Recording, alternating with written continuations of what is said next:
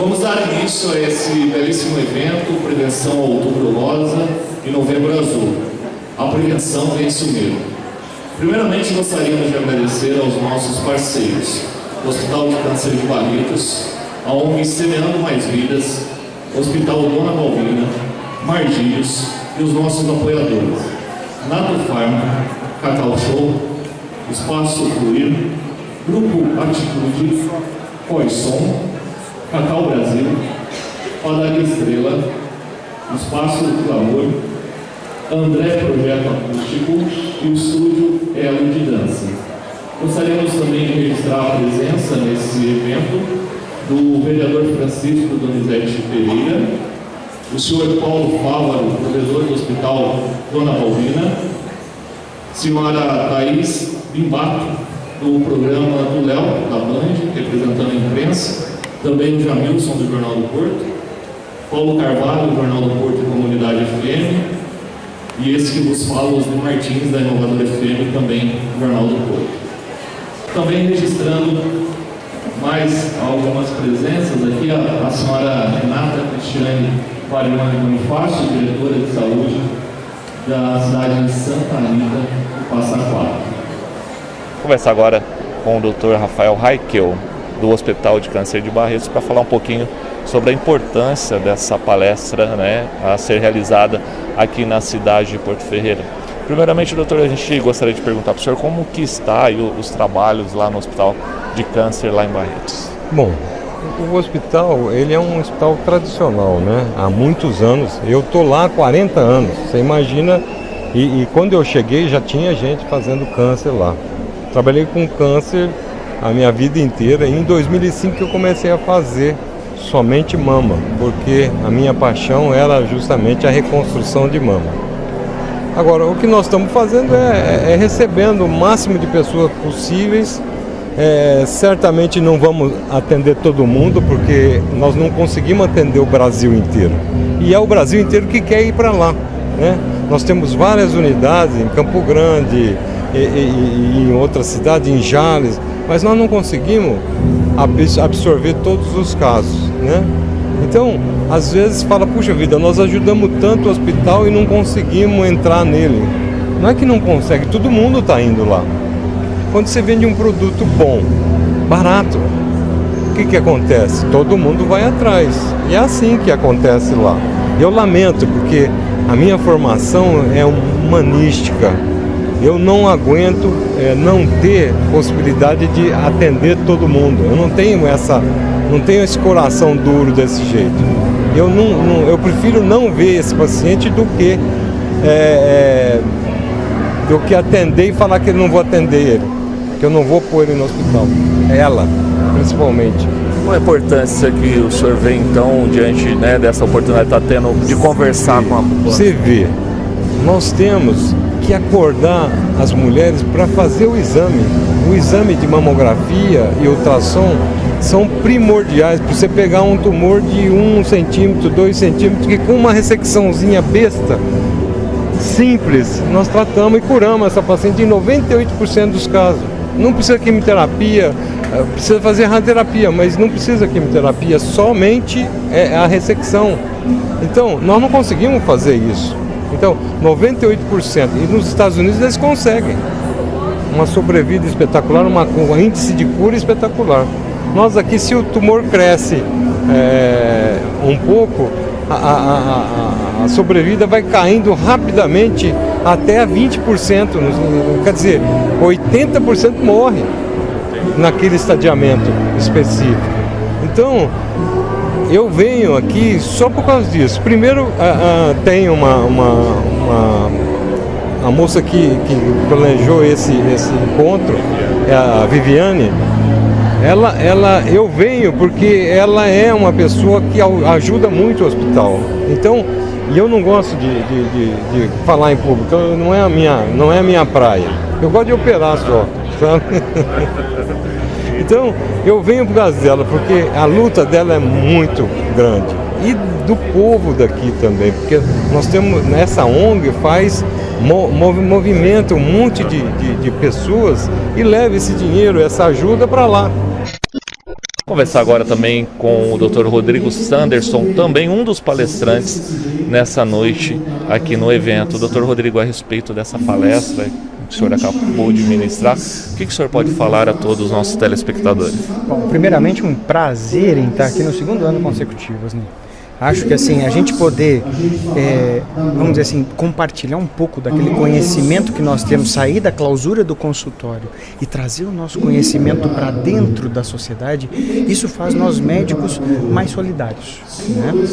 Eu acho que essa noite é uma noite privilegiada. Eu estou com excelentes colegas aqui, Dr. Fernando Ramos, Dr. Luiz Henrique, Dr. Rafael, que vão, na verdade, todos nós esclarecermos um pouco em cada item a população para que a gente possa entender um pouco mais a complexidade dessa doença chamada câncer. O senhor acha importante que a população, né, principalmente as mulheres, né, tomem conhecimento da prevenção e também os homens, né, doutor? Por que não?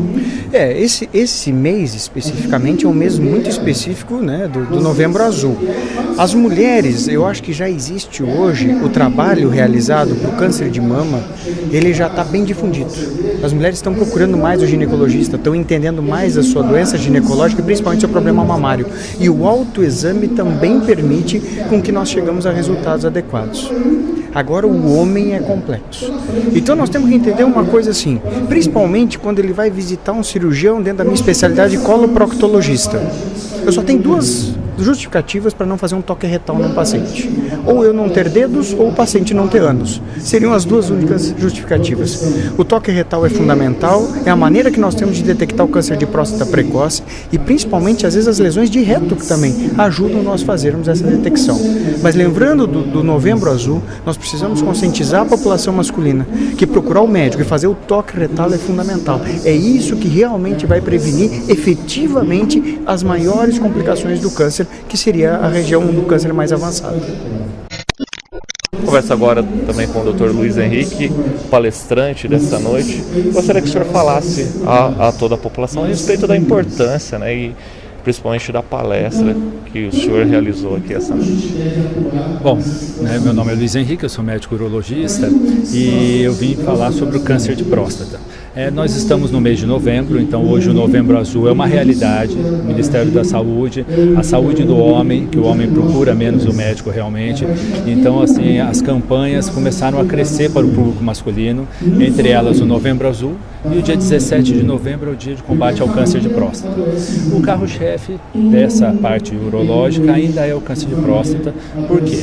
Porque é o segundo tumor que mais acomete o homem. Ele só perde para o câncer de pele, mas em termos de morte, ele é o primeiro colocado em termos de morte para os homens, né? E é uma doença que tem uma capacidade de prevenção muito grande. Então, o objetivo das palestras, da campanha é justamente isso, a gente promover o conhecimento para que as pessoas procurem um médico urologista, já que o público masculino tem uma resistência maior, e faça os exames de PSA, que é um exame de sangue, uma substância que a próstata produz, e o toque retal, que ainda é um exame muito questionado, mas que ele tem a importância dele. O PSA é uma substância que aumenta, a célula maligna produz 3 vezes mais que a célula benigna, porque a próstata é uma glândula que todo homem tem e ela vai crescendo com a idade, não necessariamente vai ter um câncer. Então um aumento do exagerado do PSA leva a uma suspeita da doença. A mesma coisa o toque, você vai tocar a próstata, a região periférica dela, que é a região de maior incidência do tumor. E às vezes não tem sintomas ainda, é uma lesão pequena que ainda não está causando problema urinário no paciente e você consegue detectar no toque às vezes um nódulo, um caroço. Então a associação desses dois exames, você vai conseguir fazer uma detecção de pelo menos 90% dos casos de câncer de próstata no estágio inicial, onde ele é curável, né? A partir do momento que você perde essa chance, tem vários tratamentos, claro, mas o ideal é você tratar esse paciente no estágio inicial. O senhor acha que, pela experiência que o senhor tem, ainda tem esse, né, o homem principalmente, ele tem ainda, sobre esse exame, ele tem assim, uma certa aversão? Sim, existe, é cultural, né, principalmente nos povos latinos, existe essa cultura, a mulher está mais acostumada, desde a adolescência, a ir no ginecologista, a fazer exames preventivos, Papa Nicolau, Para o homem é mais difícil, ele é mais distante do médico e normalmente ele vai quando está sentindo alguma coisa. Então essa que é a divulgação, essa palestra hoje, sempre que eu posso eu vou nos locais, para você primeiro fazer uma promoção do conhecimento, para que esse homem vá buscar o profissional, no caso o urologista, para fazer esse exame. O toque ele é recomendado, não é um exame recomendado ser feito anualmente, mas ele tem uma importância grande, porque às vezes a pessoa, a medicina avançou tanto, eu ainda tenho que fazer esse exame. Infelizmente ele dá uma informação que nenhum outro exame dá, e ele complementa realmente o exame laboratorial. Então é uma soma, né, esses dois exames. E uma coisa muito interessante que aconteceu nessa noite aqui de palestras, né, foi conhecer a Marina Arruda, né, ela acabou escrevendo um livro, mas eu vou deixar ela contar essa história, né, para ela mesma vai contar. Marina, como que surgiu a ideia do livro, para que as pessoas entendam por que a gente está conversando com você. Sim, boa noite. Eu sou uma paciente oncológica, eu fui diagnosticada com câncer de mama em 2015, aos 31 anos, e fiz tratamento durante o ano de 2016, e foi durante o meu processo que eu comecei a escrever. Foi para me ajudar a organizar meus pensamentos e as reflexões que eu fui tendo a respeito do que eu estava vivendo. E aí eu percebi que isso tinha potencial para virar um livro e quem sabe poder, dessa maneira, inspirar outras pessoas também, ajudar elas a passarem por esse momento mais delicado, né, da doença. E aí agora, 2 anos depois, eu tive essa oportunidade de publicar, e todo o lucro da venda dos livros eu destino para o Hospital de Amor, que foi onde eu me tratei. Então eu estou muito contente de poder estar de alguma maneira colaborando e retribuindo por tudo que eu pude viver de bom lá, né? E o sucesso desse tratamento. E a mensagem que eu deixo é que a gente use essas experiências complicadas que a gente tem na vida, seja o câncer, seja outra doença ou outro problema, a nosso favor, para transformar a nossa vida para melhor. Eu acredito que isso é possível, sim. Então eu desejo que o livro inspire as pessoas para essa reflexão e para essa superação. Para as pessoas que estão assistindo e também ouvindo, né? As pessoas que se interessaram e querem conhecer seu livro, querem ajudar, qual que é o meio de contato para que chegue, para que eles possam comprar o livro? Sim, o livro está disponível para ser vendido na loja do Hospital de Câncer lá de Barretos, na loja física do hospital.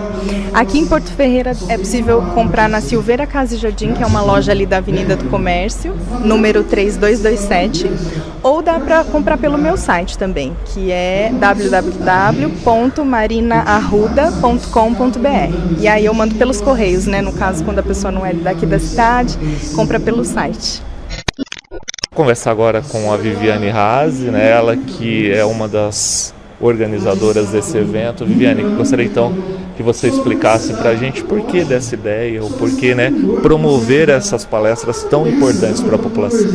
Esse é o 2º ano consecutivo que a ONG Semeando Mais Vidas realiza esse evento, e a importância desse evento é a prevenção, porque a prevenção vence o medo, e a gente sabe que o caminho é a prevenção, né? A gente sabe que o câncer diagnosticado precocemente, existe uma possibilidade de uma cura maior. Então, quanto mais informação a nossa população, mais a gente vai conseguir atingir esse objetivo, para que as pessoas façam os autoexames, para que as pessoas procurem os médicos, para que as pessoas si próprio conheçam o seu próprio corpo, os seus sintomas que possa ter, e vigiar e ficar atento nos sinais de câncer quando ele começa a iniciar no organismo. A gente acompanha, né, por trabalhar na imprensa, a gente de testemunho de pessoas mesmo, né, o qual você tem ajudado, né, até encaminhado. Como que é para você, né, quando você recebe essas pessoas e depois, né, você tem esse testemunho de uma cura, de a pessoa ter se tratado, como que você recebe isso? Isso é muito gratificante, né? Não tenha dúvida. A maioria das pessoas, todas as pessoas que chegam com o diagnóstico já do câncer, é muito difícil, é muito dolorido. Existe toda uma parte espiritual envolvida nisso para fortalecer, tanto a minha vida, para estar recebendo isso todos os dias, todas as horas, essa demanda que não é pouco, e também para aquele que recebe a notícia, né? Então, o fortalecimento espiritual é fundamental nesse contexto da notícia.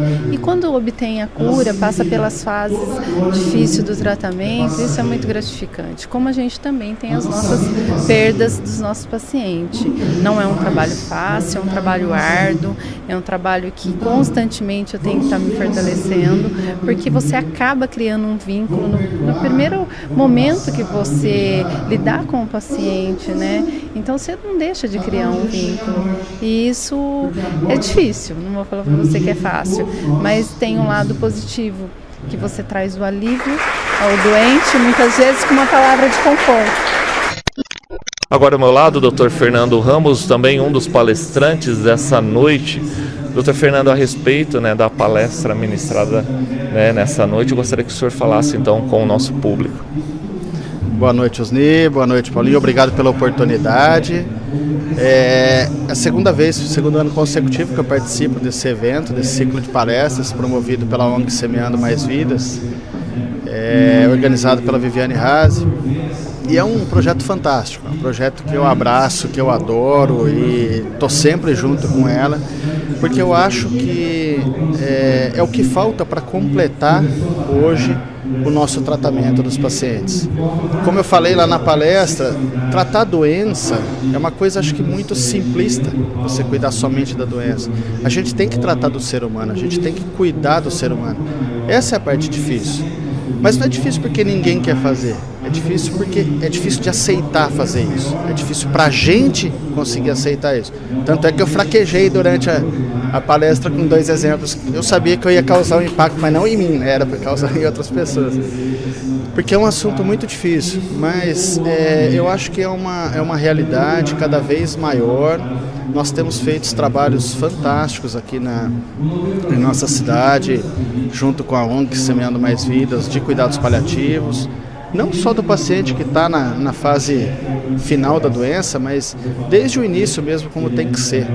E eu acho que isso é fundamental para todos, só tem a acrescentar a nós como humanos e ao paciente e à família que está sofrendo tanto com a doença. Durante a palestra, né, o senhor decorreu sobre cuidados paliativos, né, com os pacientes na fase terminal, né?